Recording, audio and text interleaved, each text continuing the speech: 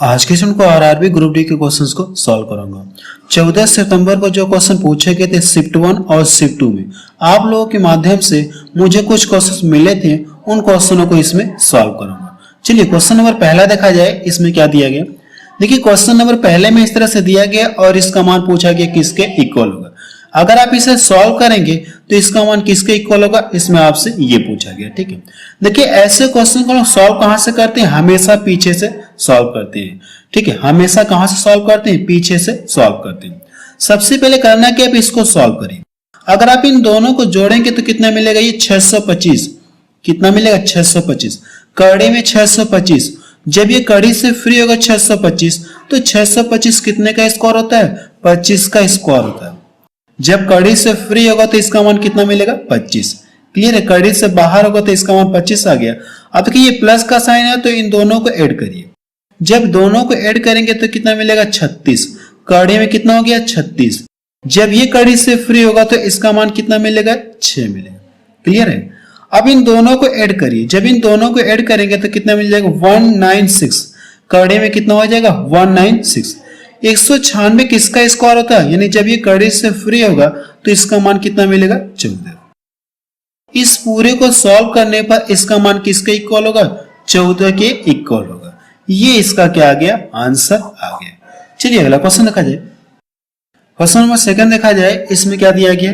देखिए 24, 10 और 2700 का एचसीएफ पूछा गया, यानी वह बड़ी से बड़ी संख्या कौन सी है जो इन दोनों को डिवाइड करेगी। देखिए 10 से ये भी कटा है, 10 से ये भी कटा। ठीक है, अगर मैं इसका ये 0 हटा दूं तो अब मेरे पास नंबर क्या बचा, ये 241 और ये कितना है, 10 से तो कट ही रहा है, 10 के अलावा कोई है क्या, तो ये नंबर देखिए 3 नंबर, ये देखिए 3 नंबर, ये 270 और 241। क्या कोई ऐसी संख्या है जो इन दोनों को डिवाइड करेगी क्या, 241 और 270 को। तो मुझे तो नहीं लग रहा ये किसी संख्या से कटेंगे, 241 और 270 किसी सेम संख्या से ये सब नहीं कटेंगे। तो कह सकते हैं कि इन दोनों का एचसीएफ कितना आएगा, इन दोनों का एचसीएफ कितना आ जाएगा, 10 आ जाएगा। 10 ही है जो इन दोनों को डिवाइड कर रही है। चलिए अगला क्वेश्चन देखा जाए। क्वेश्चन नंबर थर्ड देखा जाए, इसमें क्या दिया गया है। एक बेलन का व्यास 2 सेंटीमीटर है और ऊंचाई 7 मीटर है, तो इसका आयतन आपसे पूछा गया है। बेलन का क्या पूछा गया आपसे, आयतन पूछा गया। तो बेलन का आयतन बराबर फॉर्मूला क्या होता है, आप लिख लीजिए। बेलन का आयतन बराबर पाई आर स्क्वायर एच, ये होता है। लेकिन अगर आप ध्यान से देखें तो ये यूनिट किसमें, सेंटीमीटर में और ये मीटर में। तो इसे भी सबसे पहले करेंगे क्या, सेंटीमीटर में कन्वर्ट कर ले रहे हैं। जब आप इसे सेंटीमीटर में कन्वर्ट करेंगे तो इसमें 100 से गुणा करेंगे तो कितना हो जाएगा, 700 सेंटीमीटर हो गया। अब ये देखिए व्यास दिया है, अगर मैं इसका आधा कर लूं तो मुझे रेडियस मिल जाएगा, यानी आर का मान मुझे कितना मिल गया, 1 सेंटीमीटर। अब देखिए आपको करना है कि इस फॉर्मूले में रख के सॉल्व करना है। तो पाई है, पाई का मान कितना होता है, 22/7 होता है। पाई का मान 22/7। अब देखिए आर का मान दिया गया, अगर आप आर का यानी 1 का स्क्वायर करेंगे तो कितना मिलेगा, 1 ही मिलेगा। और देखिए एच का मान कितना दिया गया, 7। अगर ये 7 से 7 कट गया तो इन दोनों का जब मल्टीपल करेंगे तो कितना मिल जाएगा, 2200। ये इसका क्या आ गया, आंसर आ गया, 2200 मिलेगा। ये इसका आंसर आ गया। चलिए अगला क्वेश्चन देखा जाए। अगर आप इसकी यूनिट लिखना चाहते तो ये क्या हो जाएगा, सेंटीमीटर क्यूब हो जाएगा। ठीक है, सेंटीमीटर क्यूब। आयतन हम लोग किस में लिखते हैं, यानी क्यूब में लेते हैं। जो स्क्वायर यानी जो क्षेत्रफल होता है उसे हम लोग क्या करते हैं, स्क्वायर में लेते हैं। चलिए अगला क्वेश्चन देखा जाए। क्वेश्चन नंबर 4 देखा जाए, और मैं आपको यह बता देना चाहता हूं कि जो बेलन और गोले से हर शिफ्ट में क्वेश्चन पूछे जा रहे हैं। ठीक है, बेलन और गोले से हर शिफ्ट में 1-2 क्वेश्चन देखने को मिल रहे हैं। देखिए इसमें क्या कहा गया, एक गोले का व्यास कितना दिया गया, 8 सेंटीमीटर है। तो गोले का आयतन पूछा गया। अगर ये व्यास है तो अगर मैं इसका आधा कर लूं तो मुझे क्या मिल जाएगा, रेडियस मिल जाएगी 4 सेंटीमीटर। रेडियस मिल गई 4 सेंटीमीटर।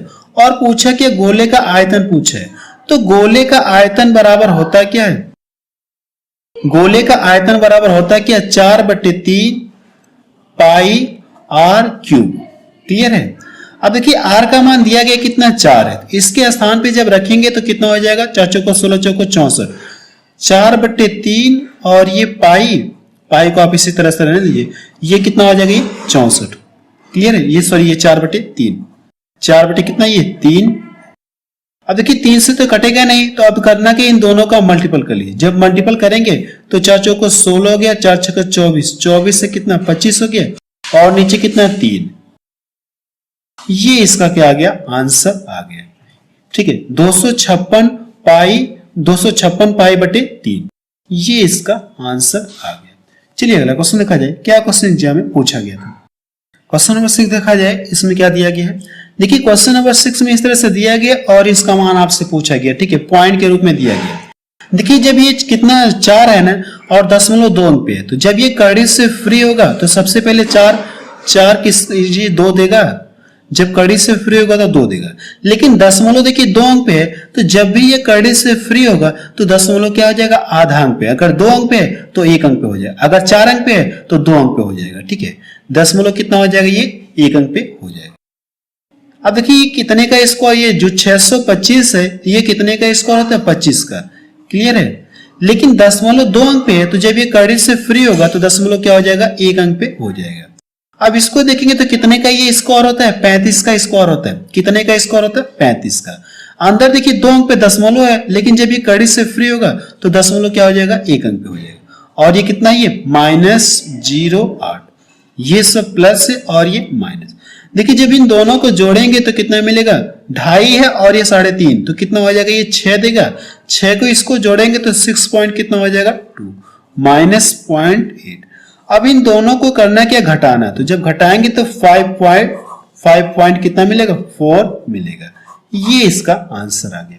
चलिए अगला क्वेश्चन देखा जाए। क्वेश्चन नंबर 7 देखा जाए, इसमें क्या दिया गया है, x y से 2 गुना तेजी से काम करता है। x y से 2 गुना तेजी से काम करता है। यदि दोनों मिलकर किसी काम को 14 दिन में करते हैं तो x अकेला उस काम को कितने दिन में करेगा। देखिए ये कहा गया x जो y से 2 गुना तेजी से काम करता है, ये x है और ये y। x y से 2 गुना तेजी से काम करता है। अगर मैं मान लो ये जब तक एक काम करेगा तब तक ये कितना काम कर देगा, ये 2 काम कर देगा। ये दिया गया, इनकी कार्य करने की क्षमता दी गई, मीन्स कैपेसिटी दी गई। और ये कहा गया कि दोनों मिलकर किसी कार्य को 14 दिन में करते हैं।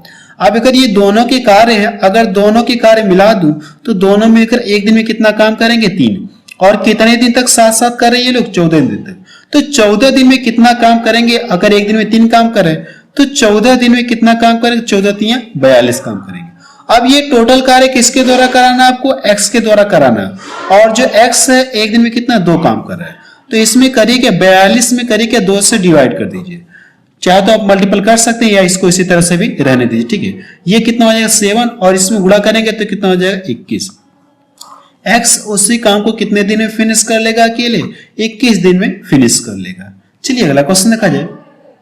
क्वेश्चन नंबर 8 देखा जाए, इसमें क्या दिया गया है, a और b की आयु का योग, a और b की आयु का योग 32 वर्ष है। 2 साल बाद a की आयु b की आयु का कितना, 3 गुना हो जाएगी। तो a की वर्तमान आयु क्या होगी, इसमें आपसे ये पूछा गया। देखिए ये कहा गया कि a प्लस b दोनों की आयु का योग दिया गया। कब का दिया, वर्तमान का दिया गया। और ये रेशियो 2 साल बाद का दिया गया। दोनों के जो बीच का रेशियो है, ठीक है, a की आयु b की आयु की 3 गुना है, 3 गुना हो जाएगी। a की आयु जो b की आयु की 3 गुना हो जाएगी। कब होगी, ये 2 साल बाद। 2 साल क्या होगी, 2 वर्ष बाद। ठीक है, और ये जो आयु का योग है इनके क्या, वर्तमान का दिया गया। वर्तमान में दोनों की आयु का योग कितना दिया गया, 32 वर्ष है। अगर आप ध्यान से देखेंगे तो ये जो आयु का योग वर्तमान का है और ये रेशियो क्या है, 2 साल बाद का है। क्या दोनों एक में है, क्या दोनों प्रेजेंट टाइम में नहीं, ये क्या प्रेजेंट में है और ये क्या फ्यूचर में है कि नहीं, ये बात का दिया गया। तो हम लोग करेंगे दोनों को एक में कन्वर्ट करेंगे। अगर ये देखा जाए तो 2 साल, अगर ये 2 साल पहले दोनों की आयु का योग ये रहा होगा तो 2 साल ये भी बढ़ेगा, 2 साल बी भी बढ़ेगा, यानी दोनों 2-2 साल बढ़ेंगे।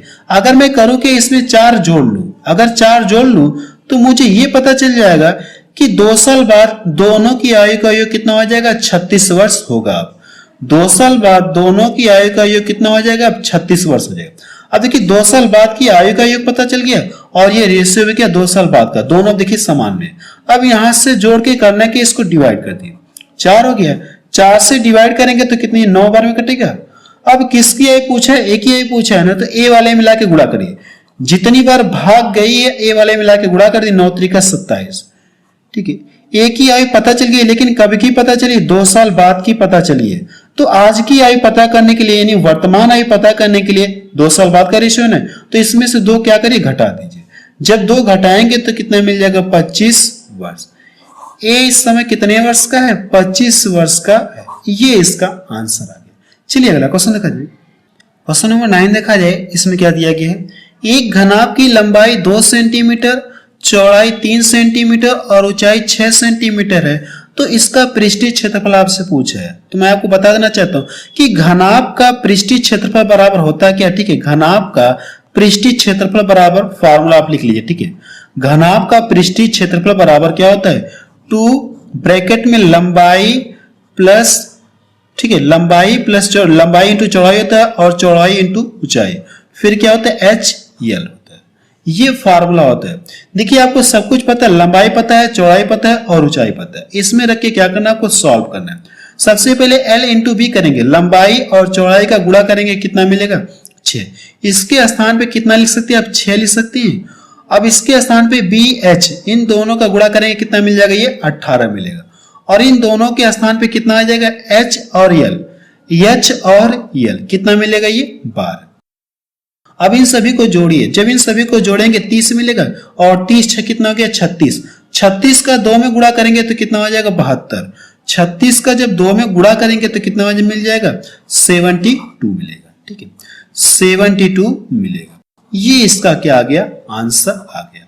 चलिए अगला क्वेश्चन देखा जाए, क्या क्वेश्चन एग्जाम में पूछा गया था। क्वेश्चन नंबर 10 देखा जाए, इसमें क्या दिया गया है? किसी समीकरण के मूल दिए गए हैं तो इक्वेशन, इस समीकरण आपसे पूछा गया है, यानी अल्फा और बीटा का मान दिया गया है।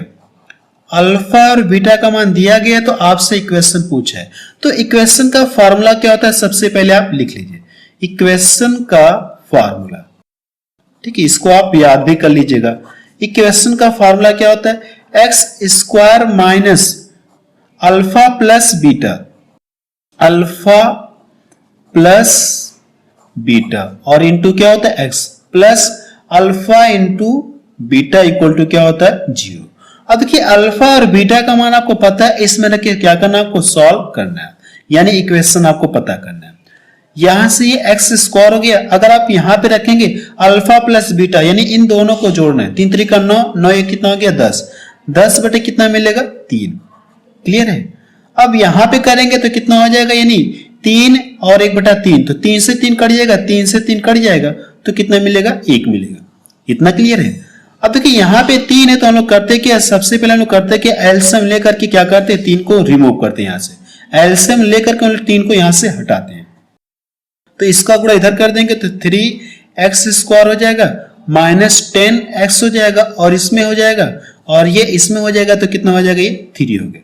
और पूरे का बटा जो 3 मिलेगा नहीं, पूरे का बटा कितना होगा? 3 होगा। पूरे का बटा 3, और 3 जाके इधर गुणा हो जाएगा, तो 3 इधर जाके गुणा हो जाएगा। जब इसमें गुणा करेंगे 0 में तो कितना मिलेगा? 0।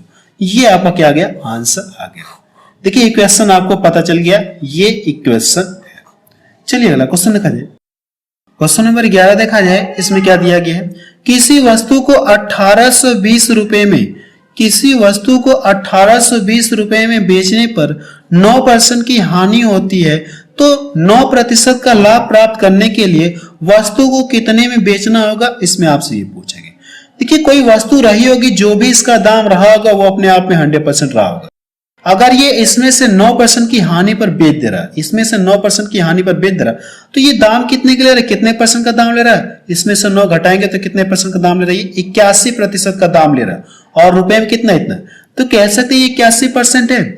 जो 1820 रुपए है ये किसके बराबर होगा? 81% के बराबर होगा। अगर मैं 81 से भाग दे दूं और 100 से गुणा कर दूं तो वस्तु का क्या मिल जाएगा? क्रय मूल्य मिल जाएगा। वस्तु का क्रय मूल्य आपको पता चलेगा, कैलकुलेशन करेंगे तो वस्तु का क्रय मूल्य पता चल जाएगा। लेकिन ये चाह क्या रहा है? 9% का लाभ चाह रहा है। अगर ये वस्तु का क्रय मूल्य पता चल गया, मींस 100% पता चल गया। अगर ये 9% का लाभ चाह रहा है तो आप करिए इसका डायरेक्ट करिए 109% आप निकाल लीजिए। ठीक है, तो आपको डायरेक्ट पता चल जाएगा कि वस्तु कितने में बेची जाए ताकि उसे 9% का लाभ हो जाए। 100 से 100 कट गया। इसको डिवाइड कर दूंगा तो ये कितने 20 बार में कट जाएगा और इसमें लाके मल्टीपल कर दीजिए। जब मल्टीपल करेंगे तो लास्ट में 0 हो जाएगा, 2 9 18 हो जाएगा और 2 एकम 2, 2 एकम 2 हो जाएगा। ठीक है, 2 एकम कितना हो जाएगा, 2 हो जाएगा। वस्तु कितने रुपए में बेचा जाए, वस्तु को 2180 रुपए में बेचा जाए तो उसे कितने परसेंट का लाभ होगा, तभी उसे 9% का लाभ होगा। ये इसका क्या आ गया, आंसर आ गया। ठीक है, जब इतने में बेच रहा तो उसे 9% की हानि हो रही है, तो पूछा कि 9% लाभ के लिए कितने में बेचना चाहिए, उसे 2180 रुपए में बेचना चाहिए। चलिए अगला क्वेश्चन देखा जाए। क्वेश्चन नंबर 12 देखा जाए, इसमें क्या दिया गया, ये देखिए बेहद ही आसान क्वेश्चन पूछा गया, इन दोनों का एस से पूछा गया। देखिए सबसे पहले 100 से तो ये भी कट रहा है, 100 से ये भी कट रहा है, 100 से तो दोनों कट रहे हैं। अब मेरे पास ये नंबर बचा, ये कोई ऐसी संख्या क्या है जो इन दोनों को डिवाइड करेगी। देखिए 3 से ये भी कट रहा है, 3 से ये भी कट रहा है। ठीक है, दोनों 3 3 से कटे, 3 क्या ना कोई बड़ी संख्या नहीं जो इन दोनों को डिवाइड करेगी, 3। तो कह सकते हैं कि इनका एचसीएफ कितना आ जाएगा, 300 आ जाएगा। इनका एचसीएफ कितना आ जाएगा, 300 आ जाएगा। मल्टीपल करेंगे तो 300 आपको मिल जाएगा। चलिए अगला क्वेश्चन देखा जाए। क्वेश्चन नंबर 13 देखा जाए, इसमें क्या दिया गया है, एक वस्तु का अंकित मूल्य 2000 रुपए है। एक वस्तु का अंकित मूल्य कितना, 2000 रुपए। इसे 25% और 12% दो क्रमिक छूट के बाद बेचे गए तो फिर भी उसे क्या हो रहा है, 20% का लाभ हो गया। ठीक है, यानी 20% लाभ पर उसे मिल रहा है, दुकानदार को फिर भी 20% का क्या हो रहा है, मुनाफा हो रहा है। ठीक है, ये अपनी लैंग्वेज में लिखा गया है, मैं अपनी लैंग्वेज में बता रहा हूं। ठीक है, क्वेश्चन आपका ये है कि कोई वस्तु है जिसका प्राइस आपको दिया गया, इस पर दो बार छूट दी जा रही है। पहली छूट 25% और दूसरी छूट 12%। दोनों छूट देने के बाद फिर भी दुकानदार को 20% का लाभ हो रहा है। तो पूछा क्या है, आपसे पूछा क्या है, वस्तु का क्रय मूल्य आपसे पूछा गया, यानी वस्तु का क्रय मूल्य कितना है। देखिए सबसे पहले ये जो अंकित मूल्य है, अंकित मूल्य कितना है, ये 2000 रुपए अंकित कर रहा है। इस पर पहली छूट कितना दे रहा है, 25% की छूट दे रहा है। तो जो भी ये अंकित मूल्य अपने आप में 100% है, अगर इसमें से 25% की छूट दे रहा तो दाम कितने का लेगा, ये 75% का दाम लेगा। कितने परसेंट का दाम ले रहा है, ये 75% का दाम ले रहा है। ठीक है, बटा 100। देखिए पहली छूट के बाद वस्तु इतने में बिकेगी। अगर आप इसका कैलकुलेशन करेंगे तो पहली छूट के बाद वस्तु इतने रुपए में बिकेगी। ठीक है, लेकिन दूसरी छूट क्या कर रही है, 12% की छूट दे रहा है। तो पहली छूट के बाद वस्तु फिर से अपने आप में 100% होगी। अगर 12% की छूट दे रहा है तो 100 में से 12 घटाएंगे तो कितना बचेगा, 88। कितना बचेगा, 88 बचेगा। तो करना क्या, अब इसका 88% निकालिए। जब 88% निकालेंगे तो आपको यह पता चल जाएगी उसने वस्तु को इतने रुपए में बेचा। जब कैलकुलेशन करेंगे तो आपको पता चल जाएगा कि वस्तु कितने रुपए में बिकी। ठीक है, जब वस्तु इतने रुपए में बिकी तो उससे क्या हो रहा है, 20% का लाभ हो रहा है। क्रय मूल्य के अकॉर्डिंग उससे क्या हो रहा है, 20% का लाभ हो रहा है। तो कह सकते ये टोटल कितना होगा, 120% होगा कि नहीं। चूंकि अगर ये 20% का लाभ है तो इसमें 100% शामिल है, यानी क्रय मूल्य शामिल है और 20% का लाभ। तो ये टोटल कितना हो गया, 120%। आपको करना है कि इसमें 120 से भाग दे दीजिए और 100 से गुणा करिए। अब इसका कैलकुलेशन कर लीजिएगा, आपको क्या आ जाएगा, आंसर आ जाएगा। देखिए मैंने आपको कई लाइन बचा दी। ठीक है, एक ही लाइन में इस क्वेश्चन को आपको सॉल्व करा दिया। देखिए करने के कैलकुलेशन कर ही लेते हैं। ये 100 से 100 कट गया, 00 से इसका ये 00 कट गया। अब देखिए यहां से डिवाइड कर दूं तो ये कितना हो जाएगा, 0 से 0 कट गया और ये 2 छक्का 12। क्लियर है। अब देखिए 3 से ये भी कटा है, 3 से ये भी कटा, तो ये कितनी, 3 दूना 6, 3 5 15 और ये 3 दूना 6। इसको डिवाइड कर दूंगा तो 40 बार में हो गया। अब इन दोनों का आपस में करना क्या, मल्टीपल कर लीजिए। जब इन दोनों का आपस में मल्टीपल करेंगे तो 25 चौको कितना होता है, 100। 25 चौको कितना होता है, 100 होता है। 25 चौको कितना होता है, 100 होता है। सॉरी यहाँ पे देखिए कैलकुलेशन में मिस्टेक हो रहा है। अगर ये 12% की छूट दे रहा है तो ये कितना 88% है ना, 88% है। अब इसको डिवाइड करेंगे तो ये कितना हो जाएगा, ये 2 चौको 8 होगी, 2 चौको 8।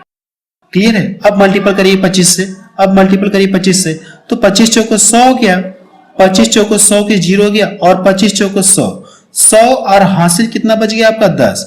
तो 100 में जोड़ेंगे तो कितना हो जाएगा, 110। ये इसका क्या आ गया, आंसर आ गया।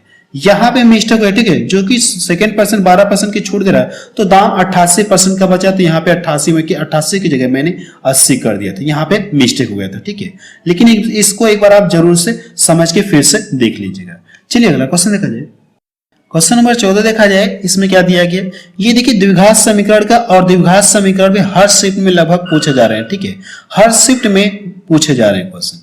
अब देखिए इसके पूछा क्या, मूल आपसे पूछा है, तो यहाँ पे कितना, ये सिर्फ 1 है, तो इन दोनों का हम लोग करते हैं क्या, मल्टीपल करते हैं, कितना मिलेगा ये 21, और 21 को हम लोग ऐसे पार्ट में ब्रेक करते हैं ताकि जोड़ने या घटाने पे मुझे ये वाला चाहिए, -10 चाहिए, तो कह सकते हैं कितना हो जाएगा, 7 3 का 21।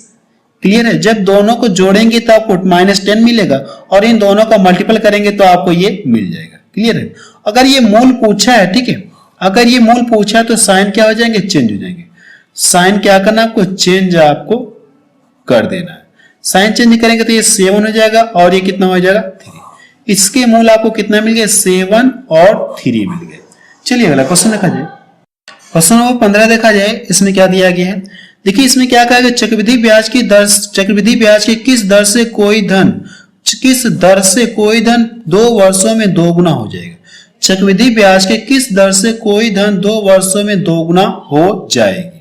देखिए इस क्वेश्चन को 2 तरीके सॉल्व कर सकते हैं, फार्मूले से भी सॉल्व कर सकते हैं और बिना फार्मूले से भी सॉल्व कर सकते हैं। अगर आप फार्मूले से सॉल्व करना चाहते हैं तो मैं फार्मूला आपको लिख दे रहा हूं, यहां से चक्रवृद्धि मिश्र धन बराबर क्या होता है, मूलधन 1 प्लस 1 r अपान कितना हो जाएगा ये 100, और ये कितना होता है यहाँ पे n होता है। n का मतलब यहाँ पे जो टाइम दिया गया यही है, और ये क्या मूलधन है और ये क्या मिश्र धन है, ठीक है। इसके अकॉर्डिंग भी आप क्या कर सकते हैं, इस क्वेश्चन को सॉल्व कर सकते हैं। सॉल्व करना चाहते हो मैं यहाँ पे वैल्यू लिख दे रहा हूं, आप सॉल्व कर लीजिएगा। देखिए ये क्या कोई धन क्या हो रहा है, दोगुना हो जा रहा है। अगर जो मूलधन कितना, अगर मैं मान लो 1 रुपया है, तो जो मिश्र धन वो कितना हो जाएगा, दोगुना, यानी कितना हो गया 2, यानी ये कितना हो गया 2, ये 1, और ये 1 प्लस r अपान 100, और इसका मान कितना दिया गया, 2 दिया गया। क्लियर है।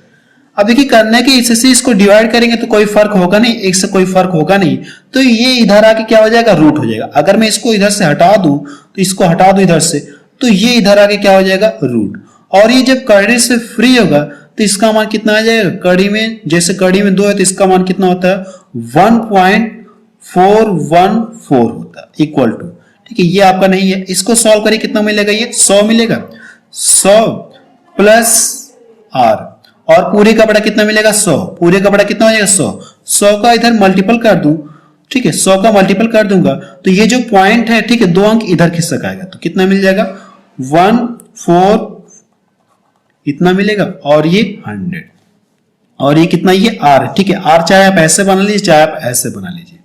अब करना कि ये इधर आएगा तो इधर घट जाएगा, ये इधर आएगा तो घट जाएगा, तो घटेगा तो r की वैल्यू कितना मिल जाए आपको 4.441, ठीक है, 41, और ये कितना मिलेगा 0.4। रेट आपको कितना मिल गई 41.4। ये देखिए मैंने आपको फॉर्मूले के अकॉर्डिंग सॉल्व करा दिया। अगर आप इससे नहीं सॉल्व करना चाहते हैं तो मैं आपको दूसरा तरीका बता रहा हूं, ठीक है।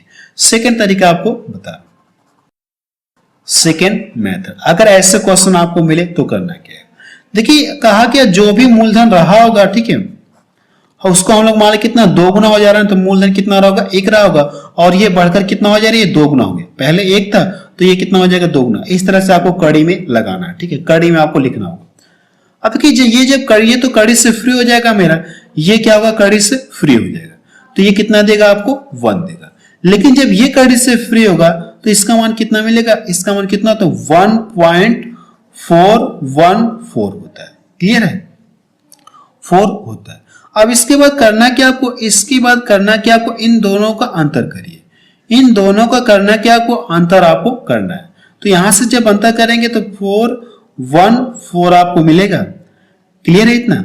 अब इसमें करना क्या आपको, इसमें क्या करिए 100 से गुणा कर देंगे, ठीक है। इसमें करना क्या आपको 100 से गुणा करना होगा, 100 से गुणा कर लेंगे तो कितना मिल जाएगा 41.4%, ठीक है।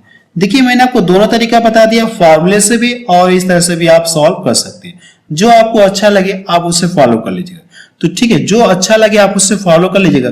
फॉर्मूले से सॉल्व करेंगे तो आप इस तरह से भी सॉल्व कर सकते हैं, बाकी इस तरह से भी आप सॉल्व कर सकते हैं। चलिए अगला क्वेश्चन देखा जाए। नंबर 17 देखा जाए, इसमें क्या दिया गया है, एक मिश्र धातु में एल्युमिनियम और मैग्नीशियम का अनुपात 2:3 है। यदि इसमें एल्युमिनियम की मात्रा कितना 24 kg है तो मैग्नीशियम की मात्रा आपसे पूछा गया। देखिए कहा गया एल्युमिनियम और मैग्नीशियम दोनों का रेशियो कितना दिया गया, 2:3 है।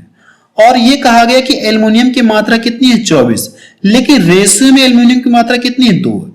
प्रश्न में ये कहा गया कि एल्युमिनियम की मात्रा 24 kg है, लेकिन रेशियो में कितना, 2। तो इससे करिए कि आप इसको डिवाइड कर दीजिए। इसको डिवाइड करेंगे तो आपको एक रेशियो का मान मिल जाएगा। एक रेशियो का मान आपको पता चल गया। और पूछा क्या आपसे, मैग्नीशियम पूछा ना, तो इसका ला के आप इसमें गुणा कर दिए, बांटते कितना हो जाएगा, 36। तो मैग्नीशियम की मात्रा कितनी है, 36। ये इसका आंसर आ गया। ठीक है, अगर कोई मिश्र धातु है तो उसमें क्या है, अगर एल्युमिनियम की मात्रा 24 kg है तो मैग्नीशियम की मात्रा कितनी होगी, 36 kg होगी, इस रेशियो के अकॉर्डिंग। चलिए अगला क्वेश्चन देखा जाए। क्वेश्चन नंबर 18 देखा जाए। इसमें क्या दिया गया है, एक नल एक इसी टंकी को 15 मिनट में भर सकता है, बी नल उसे 20 मिनट में खाली कर सकता है। ए को चलाने के 5 मिनट बाद बी को खोल दिया जाता है, तो शेष टंकी कितने समय में भरेगी। देखिए प्रश्न में ये कहा गया दो नल है, ए है और बी है। ये कहा गया 15 मिनट में भर सकता है और ये खाली कर सकता है। तो इन दोनों का एलसीएम ले लीजिए। इन दोनों का जब एलसीएम लेंगे, या तो ए पे लिखना चाहते हो तो लिख लीजिए, वैसे लिखने की जरूरत नहीं है इसको। ठीक है, मैं बस लिख दे रहा हूं, ये 15 मिनट में और ये 20 मिनट में। लेकिन ये वाला क्या कर रहा है, ये खाली करा टंकी को, ये भर रहा है।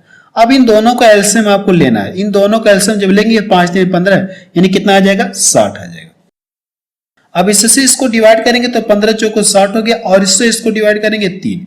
क्लियर है। अब ये कहा गया ए को चलाने के 5 मिनट बाद क्या कर दिया, बी को भी खोल दिया गया। तो सबसे पहले जो नल ए है कितने मिनट तक चलाइए, 5 मिनट तक। अगर 1 मिनट में 4 लीटर पानी भर रहा है तो 5 मिनट में कितना भरेगा, 5 चौको 20, 5 चौको कितना हो जाएगा, 20। तो टोटल में से करिए क्या, घटा लीजिए। जब टोटल में से घटाएंगे तो कितना मिलेगा, ये इसको घटा लीजिए 40। क्लियर है, 40 आपको मिलेगा। अब इसके बाद क्या कहा गया है, अब इसके बाद बी को भी क्या कर दिया, खोल दिया जाए। यानी ए वाला जो ये चल ही रहा है, अब इसके बाद बी को भी खोल दिया जाए। ठीक है, इसके बाद क्या किया जाए, बी को भी खोल दिया जाए। अगर बी को खोल दिया जाए तो जैसे नल ए टंकी में 4 लीटर पानी भरेगा, वैसे क्या करेगा, बी वाला 3 लीटर पानी बाहर निकाल के फेंक देगा। तो टंकी में पानी बचा सिर्फ कितना, 1 लीटर बचा कि नहीं बचा। फिर अगला मिनट होगा तो जैसे क्या करेगा, अगले मिनट में फिर सेम प्रोसेस होगा। जैसे 4 लीटर पानी भरेगा, वैसे इसमें से 3 लीटर पानी बाहर निकाल के फेंक देगा। तो फिर टंकी में कितना पानी भरा है, 1 लीटर भरा है। तो इस तरह से करके मुझे कितना भरना है, टोटल 40 लीटर। अगर 1 मिनट में 1 लीटर भरा रहा है तो 40 लीटर भरने में कितना समय लग जाएगा, 40 मिनट का समय लगेगा। ये इसका क्या आ गया, आंसर आ गया। चलिए ठीक है, ये इसका क्या आ गया, आंसर आ गया। बस अब रहने दे रहे हैं। मुझे आप लोगों के माध्यम से कुछ क्वेश्चंस मिले थे, मैंने उन क्वेश्चनों को आपको सॉल्व करके दिखा दिया। तो आप मुझे कमेंट सेक्शन में जाके बताइए कि ये वीडियो आपको कैसा लगा। और मैं आपको ये बता देना चाहता हूं कि जिन लोगों को अगर अर्थमेटिक पूरा कंप्लीट पढ़ना है तो वीडियो की लिंक आपको डिस्क्रिप्शन में दे दूंगा, या वीडियो के प्लेलिस्ट में जाकर आप वहां से जो चैप्टर आपको पढ़ना आप वहां से पढ़ सकते हैं। बिल्कुल फ्री में आप पढ़ सकते हैं, कोई भी चार्ज आपको नहीं देना।